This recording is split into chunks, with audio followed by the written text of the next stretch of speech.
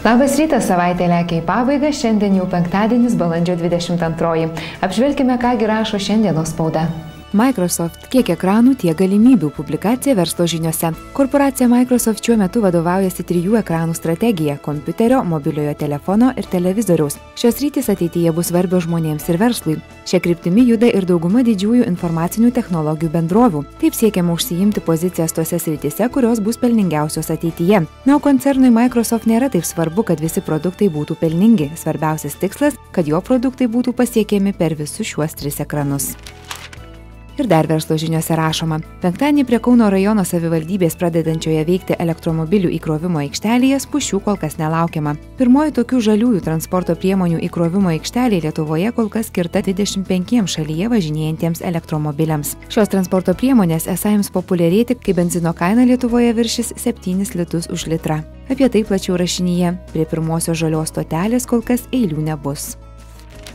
Panaši tema gvildenama ir Respublikoje. Degalų kainos nuosekliai kopia į vis dar neseniai sunkiai įsivaizduojamas aukštumas ir jau netolimoje ateityje, pavyzdžiui, benzino litras greičiausiai kainuos 5 litus. Žmonės gelbėja šeimos biudžetus nuo bankroto, todėl smarkiai tuštėja automobilių ir didmiesčių gatvėse bei keliukuose. Net prisiekę vairuotojai į darbą dažnai pėdina pėsčiomis, persėdant dviračių ar į miesto troleibusus ar autobusus. Publikacija, kuras brangsta, žmonės pigiau keliauja.